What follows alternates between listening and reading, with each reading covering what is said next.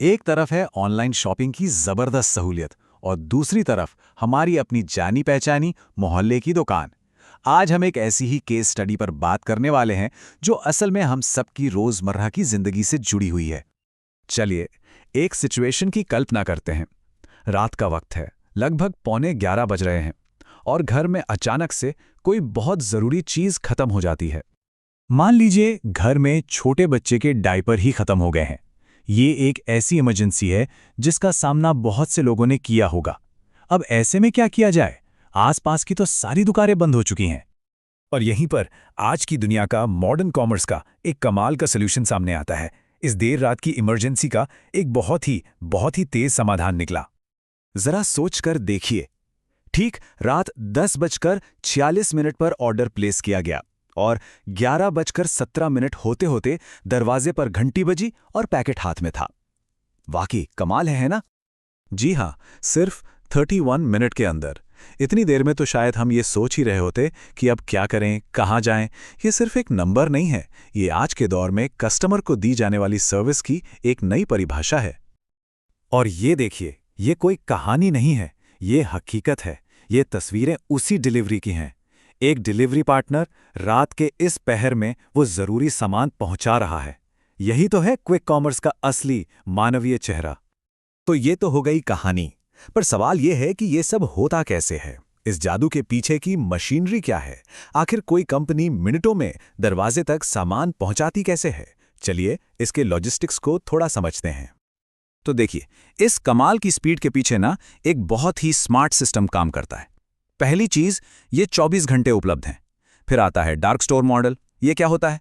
ये असल में छोटे छोटे वेयरहाउस होते हैं जो हमारे आपके घरों के पास ही बनाए जाते हैं ताकि डिलीवरी का टाइम कम से कम लगे। इसके बाद आर्टिफिशियल इंटेलिजेंस यानी एआई, ये पहले से ही अंदाजा लगा लेता है कि किस एरिया में किस वक्त किस चीज की डिमांड होगी और उसी हिसाब से स्टॉक तैयार रहता है। और आखिर में टेक्नोलॉजी की मदद से डिलीवरी पार्टनर्स के लिए सबसे तेज रास्ता चुना जाता है ताकि हर ऑर्डर झटपट अपनी मंजिल तक पहुंच जाए। अच्छा, अब सिक्के का दूसरा पहलू भी देख लेते हैं। इस पूरी तस्वीर में जो हमारे मोहल्ले के दुकानदार हैं, वो कहाँ खड़े हैं? उनके सामने क्या चुनौतियां हैं? यहां पर फर्क एकदम साफ दिखता है।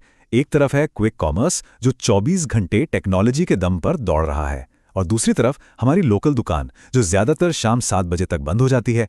वहां कोई ऑटोमेशन नहीं है और डिजिटल दुनिया में तो मौजूदगी लगभग ना के बराबर है। और इसी वजह से अक्सर स्थानीय दुकानदारों से ये सुनने को मिलता है, ये शिकायत बहुत आम है कि भाई ये ऑनलाइन प्लेटफॉर्म्स हमारा धंधा ही खत्म कर रहे हैं। पर क्या बात सिर्फ इतनी सी है? क्या यही पूरी सच्चाई है, या फिर कहानी इससे कुछ ज्यादा गहरी है? ये बहस अब सिर्फ ऑनलाइन बनाम ऑफलाइन की नहीं रही, बल्कि एक नए मोड़ पर आ गई है। तो आइए इसी सवाल पर थोड़ा और सोचते हैं। क्या सारा का सारा दोष सिर्फ ऑनलाइन प्लेटफॉर्म्स का ही है? जब इस पर गौर किया गया तो कुछ और बातें भी निकल कर आईं। जैसे कई बिजनेसेस ने समय के साथ अपने काम करने का तरीका बदला ही नहीं। ग्राहकों को अब ज्यादा सुविधा चाहिए, इस बात को शायद नजरअंदाज किया गया।